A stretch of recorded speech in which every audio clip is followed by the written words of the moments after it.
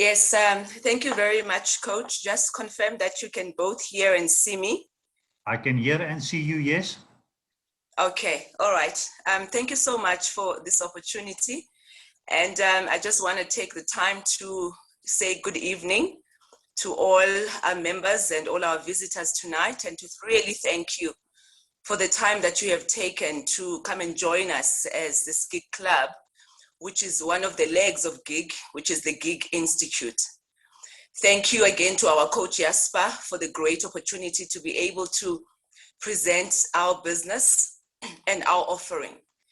And before I continue, I just want to read and remind us as members why the Gig Institute was established, because it also just falls in line with this opportunity that I have been granted. The Gig Institute was established with the aim to provide the following benefits to its members. 1, financial literacy. 2, life skills training. 3, entrepreneurial development. And the last one, wealth creation. And I guess this opportunity falls under entrepreneurial development in what I believe will be also an opportunity for many others that will have the opportunity again to come and present their own businesses and their own entrepreneurial initiatives. We have titled this topic today, BBBEE Partnerships That Work, because in introducing our company, we'll also introduce the service offering that we are offering, but also connect it to what Gig is all about, because we are, after all, in the Gig meeting. So Basileia Strategies, as you see before you, that's the name of our company. Basileia is a Greek word for kingdom. So in essence, it's kingdom strategies. And this was really a seed that I received from 2008 from the Lord that necessitated that in 2012, I walk away from the comfort of a very successful career and what would have been a very comfortable and a luxurious life for me and my kids, and walked away to follow this calling. And that's why many of you who have heard me speak, when we speak about the 4 S's of the Gig journey, I have said that there is an S below struggle, which we still need to define and we still need to add, because that was no income but expenses. And so that was the reason why I was there. I lived without an income for over 10 years, and we really just saw God supernaturally sustaining us at that time. So the vision of Basileia Strategies is transforming the heart of public service and private business and building the people who build business. And I'll talk a little bit about that. We fall under the space of what we call human capital and business development. Coach, just stay on that slide. So there we are talking, on the next one, Coach, the one you were on, yes. Yet another opportunity to build together. Why am I saying this? And this connects to BBBEE Partnerships That Work. And what you see before you, I'm sure some of you might have already seen this on WhatsApp. Some of you might have the latest facts and figures, but this was as of the 19th of July. And this was like such a reality kind of hits home when you see the facts of what you've got there, the extensive damage, 161 malls damaged, 161 liquor outlets looted. If you look at all of that impact, why am I bringing this here? I have titled it as yet another opportunity to build together. One of the sessions I've ever listened to that really had a profound impact for me was by the late Dr. Miles Monroe. And he was speaking on management and stewardship. And he says, interestingly, the Japanese do not have a word crisis. The Japanese use the same word opportunity to define crisis. Hence, I am saying one way of looking at last week is the crisis that we were facing. But another way of looking at last week is the opportunity to build together again. And I have been amazed at seeing the amount of willingness across the board from South Africans to build together, both in civil society and in the church. And it proved again, and in business, it proved what I've always believed about South Africans, that we can actually build together. And this is the opportunity that we have right now. I want to read a quotation from an article that was written by Dr. Hoshian Turamuhuba, who is the head of infrastructure and investment in the presidency. and it connects to this presentation that I want to make today. And he was outlining from an infrastructure and investment point of view, the impact of last week. But he concludes by saying, and I quote, "Having said this, these setbacks are not fatal. They can be remedied and course corrected by deepening the social compact with social partners, namely community, labor, business. This must be a signal to the urgent need to elevate our level of ambition and aggression in the pursuit of the transformation," there's that word again, "and reconstruction project that should result in the improvement of the lived experiences of our people, especially the poor and the marginalized." Let us go forward, Coach, to the next slide, please.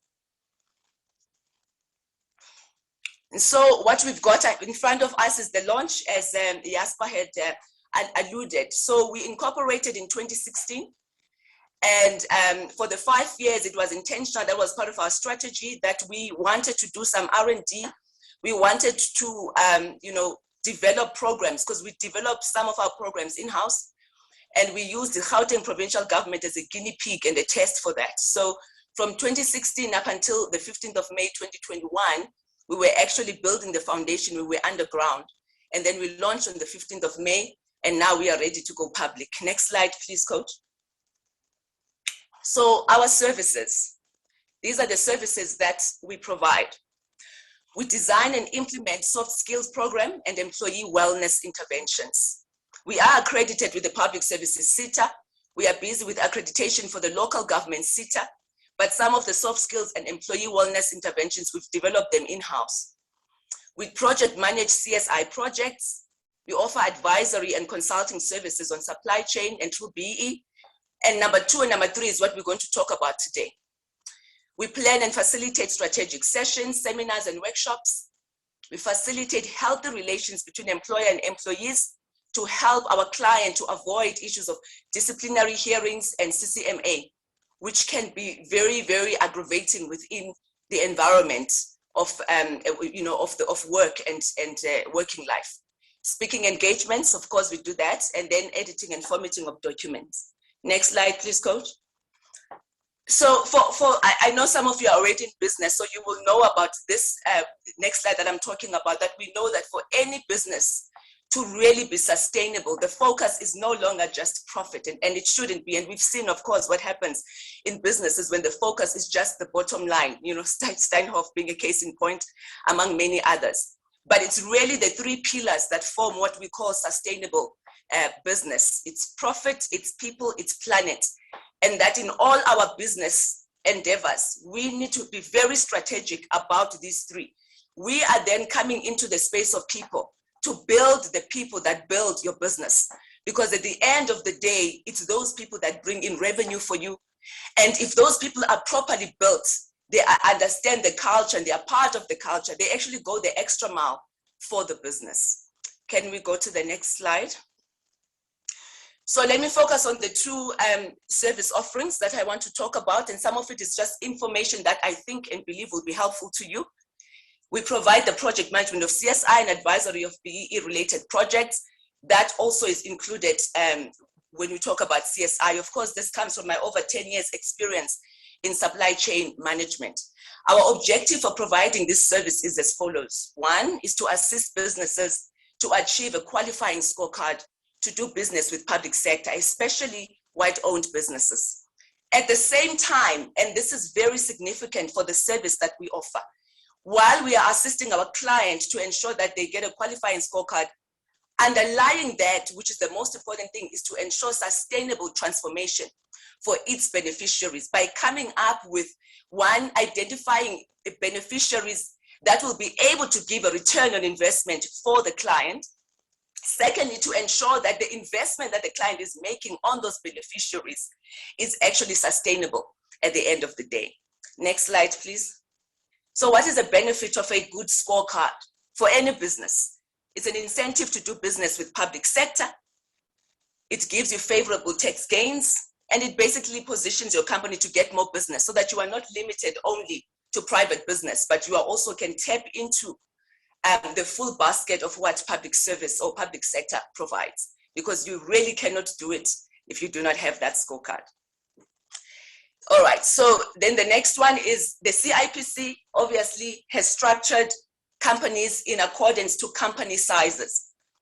And if your company generates turnover from 10 million down, it used to be 5. So thankfully now they've extended that scope, it's 10 million. And what I want to say to all EMEs is that you do not have to pay for your BEE scorecard. There are unfortunately companies out there who charge EMEs and not be able to advise them to say, CIPC offers this for you. So which means if your turnover is below 10 million, you can actually apply for your own scorecard directly from CIPC. You can do it directly from your CIPC profile.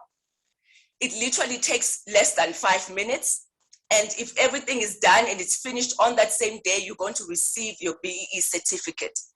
It will cost you nothing. So please beware, because there are companies out there that will be selling you these scorecards.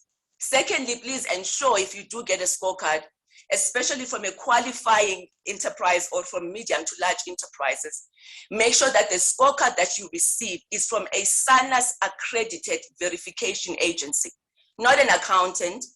It must be someone who is SANAS accredited, because if that BEE scorecard does not have a SANAS accreditation verification with it, it's not going to be accepted. It's what in supply chain we call it a gatekeeper.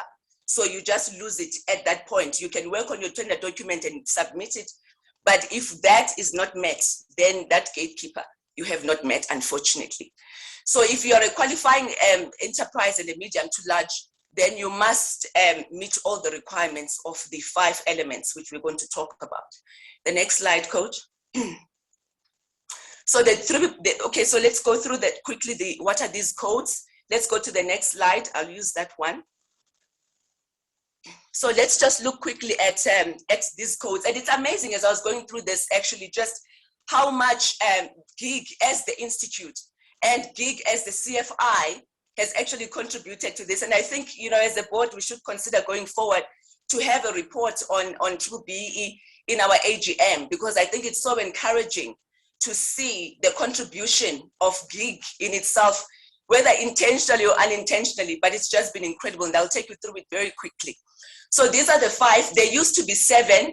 Remember, we had the BEE, which was the narrow base. The major focus on that was really on equity. And there was quite a lot of problems, which created resentment. And, you know, and I understand the stories from both sides, because I've been in supply chain and I know the frustration that it brought.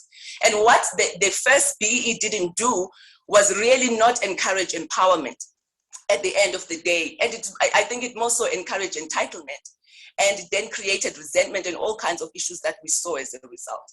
And so the 7 elements then were moved, so they were not thrown out. For example, a preferential procurement was moved to be part of enterprise and supplier development.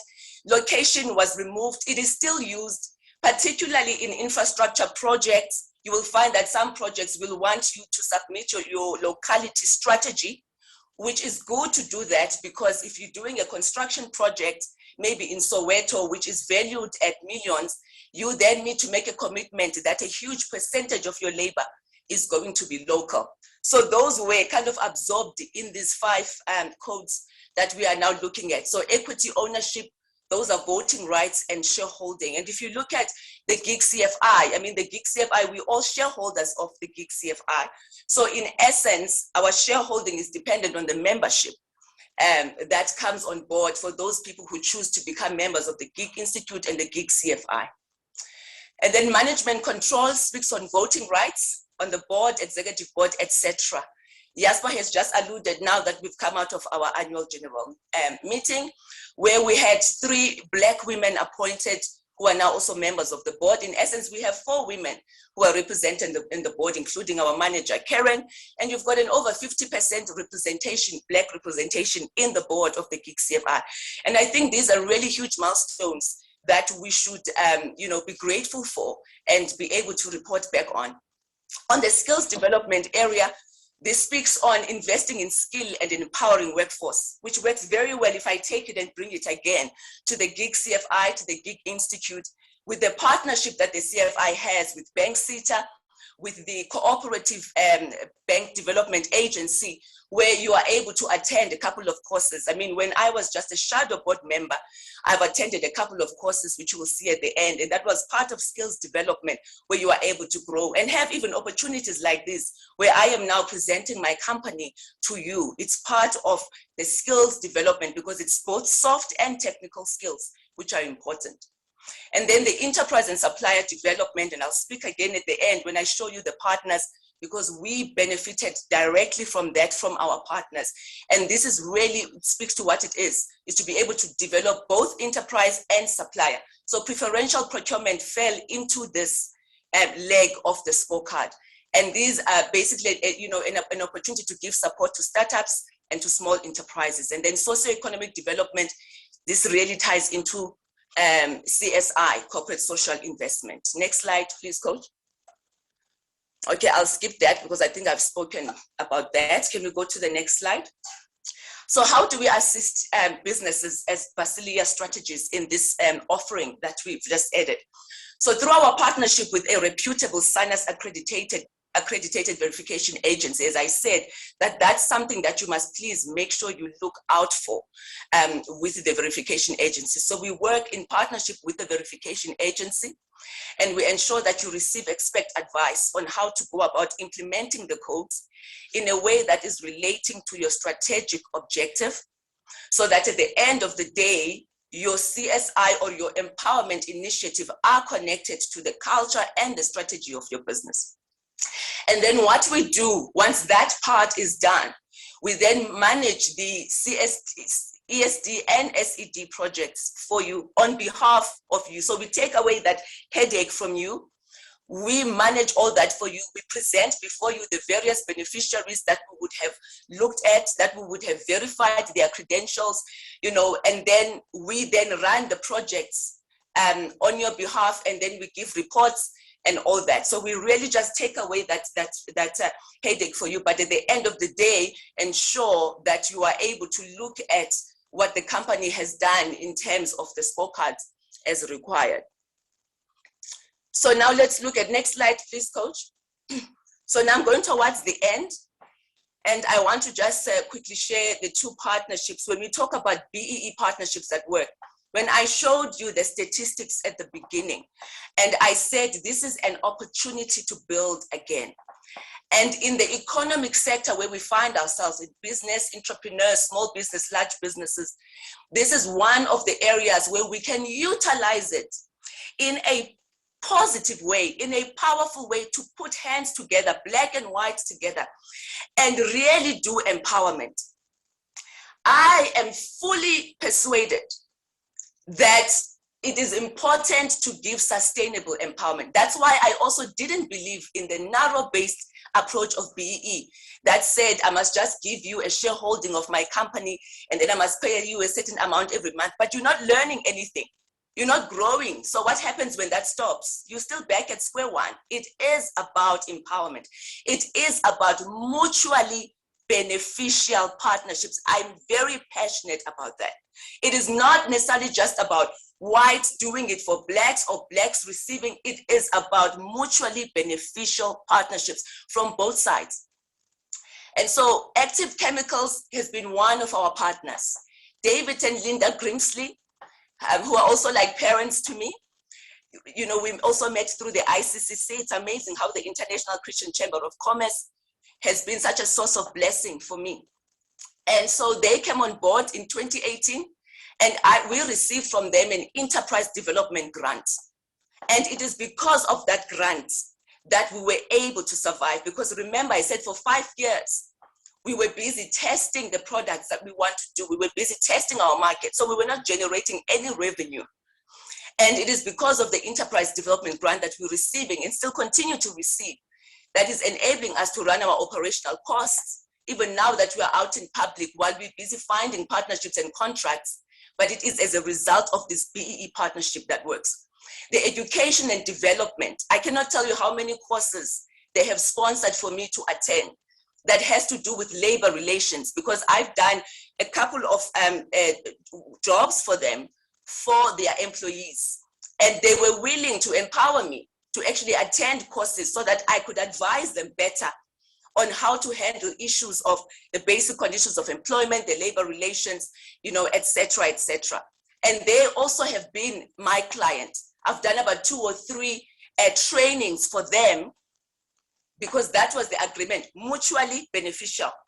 We didn't have experience, and so they grant us experience in that we are able to do work for them. And that work is like, it's a two-way street. They give us the grant, we do work for them. It's a mutually beneficial partnership. And at the end of the day, every one of us left with our dignity intact, because there is dignity in work. And I believe that there is a level where welfare strips you of dignity, where it cannot always be, give me, danky, danky. You might not have money. You might not have some education, but there's definitely something you have that you also can transact with in dealing with people that help to empower you. And the other partnership, I almost said the last of the partnership, but I'm thinking, no, I'm not gonna say the last, because there should be more still coming for us. And this is our partnership with the Gig Institute. And I've written a couple of things for me that make this partnership a partnership that works. Is the transformational personal and leadership development. When I came into this Gig message in 2018, I literally didn't know a lot about not just finances, but all the other doors. I didn't know all the other doors that were waiting for me. All the other doors, they were not there. The only door that I thought I was signing up for when I joined Gig was to help us to come out of the state where we had no income, but we had expenses, where I had this huge call of God in my life, but I didn't know how to bring in the finances, even from my home. Like I said, for over 10 years, we didn't have an income. I didn't think of all the doors, and I'm so grateful that I signed up, because in signing up, look at all the doors that opened for me. I got access to an engaging and very present coach. Yes, one thing I love about Jasper, there's many things I love and appreciate about him, it's just that he throws you on the deep end. And it's almost like, in a way, he challenges you to see, where are you? What are you ready to do? And I have loved that, because it has stretched me beyond what I thought I was capable. I thank God for you every day, Mr. Kluter. I'm passing on that one. And then, of course, the opportunity to become a member of the board, because I'm busy finalizing the program now as a professional director. I'm doing my academics with the Directors Association. When Jasper heard of that, then he gave me the opportunity to be able to do my practicals so that I can complete my academic program. The Legacy Coach program, in the area of mentorship, in the area of public speaking, in the area of being able to speak to people and encourage people and facilitate a process for families to be able to continue in their own journey. These skills I'm learning here at Gig. The educational and academic opportunities. As I said, some of the programs that I've attended as a shadow board member, I was not even a full member then, but just as a shadow board member, these opportunities that are being afforded to attend all the courses that I was able to attend that are offered by the bank SETA. And one of the highlights for me is that recently, I then got approved for a bursary to do an international executive development program, which came through my board seat in Gig. And this is sponsored by bank SETA, and we are doing it through Regenesis. And it is opening up my mind to understand developmental financial institutions, so that when we are servicing you as the members of Gig, there is knowledge, there is also wisdom in understanding what it is that has been given to us. And of course, understanding the nature of cooperative banks, as I said, with this relationship. These are BEE partnerships that work. They are mutually beneficial at the end of the day. It's not a one-way street that we have. The next slide, Coach, I think we're going towards the end. Yeah. So what's my ask? My time is up. So what's my ask? Basically, with all that I've presented, is that we are looking for businesses who want to do business with public sector, especially white-owned businesses, but not limited to white-owned businesses, because broad-based Black economic empowerment is actually a responsibility of all companies that are sustainable. That's why when you look at those 3 company sizes that CIPC has given, it doesn't say revenue is based on the color of the skin. Revenue is, if your revenue is over 10 million, then you have a responsibility to Black economic empowerment. Even if you are also dark-skinned yourself, it is a commitment to empowerment. It has nothing to do with skin color. It's a commitment because you are sustainable and you can pass it on to others. And so we are looking for those kind of businesses that need help, who are also committed to sustainable empowerment and transformation. And also for those big companies who have already been out there, who are also offering some of the services that we are offering. We want to partner with them. We are willing to actually come alongside them and serve and work within their companies while we are learning, while we are building up our work experience, because that actually is an asset to have that work experience so that our profile is credible enough. We are open to that. And then in terms of professionals, supply chain managers, we seek to be connected to that, transformation and employee wellness practitioners, human resources and labor relations. And I want to close with this quote now. Can we just go to that quote, Coach? Yeah, so this is the quote that I want to end on. This is one of the foundations of what Basilia Strategies is about. The ultimate purpose of business is not and should not be simply to make money, nor is it merely a system of making or selling things.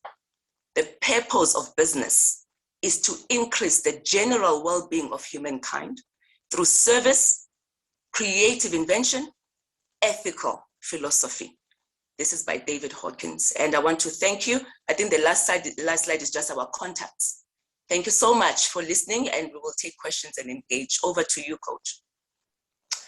Yeah, sure.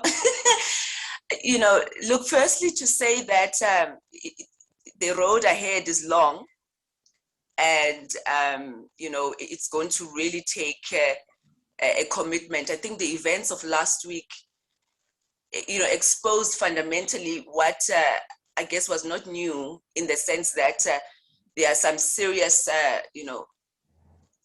moral structures. When I say the very moral fiber of our society at large, the values that hold who we are, first and foremost, I think the work needs to go into that space to restore the fiber of our nation. And I think especially in that regard, the church has a great responsibility, and the challenge to the church with that, is really being able to become very relevant in how we practicalize scripture to strengthen communities, to strengthen families, to give hope to the, to the youth, to the hopeless, because that, I think, is where the bigger part of our work needs to be. And I think the second part of that work comes from us as citizens. When I say second part, it's not in any order of maybe importance per se, but the role that we as citizens need to play in recognizing that government is not our savior, in recognizing that we also have a responsibility in building our nation, in also doing a deep heart introspection. Are we really patriotic? Do we really have a love for our nation? And then also in asking ourselves those questions one by one from our homes. What is the contribution that we are making? We had, we had a conversation with a friend of mine the other day when we were talking about raising up our children within an environment where, obviously you can't use the rod now. You have to find very creative ways of how you discipline your children, but also to a large extent where parents don't take responsibility. I see that even with how parents would respond in some of the Facebook pages of education, how it's almost like we as parents have no responsibility over what's happening to our children. It is government, it is education, small things, raising them up in the proper values, because that is the moral fiber. And then of course government, but I can't talk about government. I think the huge work still rests on us where government is concerned. Our vote is our voice. We can speak all the things that we speak, but at the end of the day, our vote is our voice. And that's how we speak and make a very definitive choice. And I'm not going to go into those deep politics that might come out of that, but I'm saying the work is long. From a business point of view, we've spoken about that, being able to hold hands together and see how we reach out to each other. But we can't fool ourselves to think it's going to be an overnight thing. We have to just be willing to work, and we have to all take responsibility. We've all dropped the ball, all of us. Well, planet has to do with environment.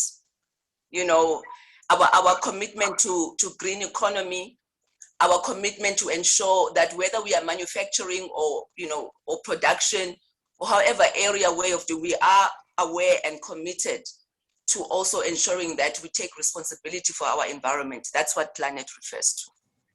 100% agreeing with you. And I mean, if you look at what the gig message is about, it's obviously not the only one, but it also speaks to something that's already there on the ground, that has already been tested and proven over the years. And that just needs us to take it out to communities and being able to help communities. But, in my journey as well, as a coach, as a mentor, there's also another painful part that can come in this process, Asmutla. It's that, when you coach and mentor, you also need to coach and mentor where there is a willingness and a hunger, because coaching speaks to that. So there's an element of that there is a product that's available, and we don't need to, redo it again, it's there. But then it also speaks to sometimes the apathy, the level, and I don't know maybe what's the real reason where you find the level of apathy, especially among the youth, where there's just not much willingness to pay the price to be developed or to get out of the state where you are. Maybe even that maybe needs us to look into it, I don't know. But you can only help someone effectively when there's also an appetite and a willingness from their side to respond to what you are offering to them. Largely with that is, it was not much work on my side. I just happened to meet young people that were already, very passionate. I mean, if I think about this one particular young lady who shocked me myself, you see that the huge connection came from the values of what she was taught at home. But the plan to really sit down with young people and have a discussion with them, that's still ongoing.